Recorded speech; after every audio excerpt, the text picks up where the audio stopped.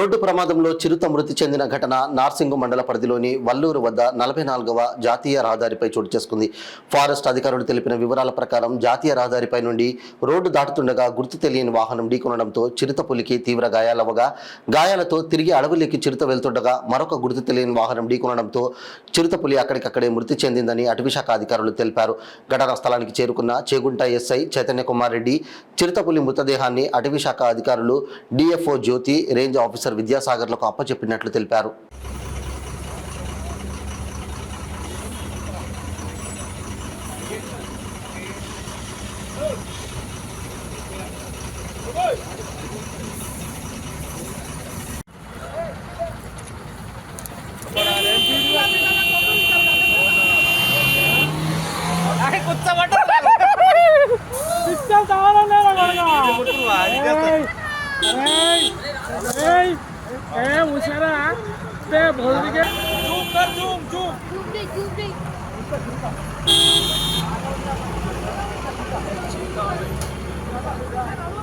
అదే అడిశాఖలో వస్తున్నారు. నేను అదే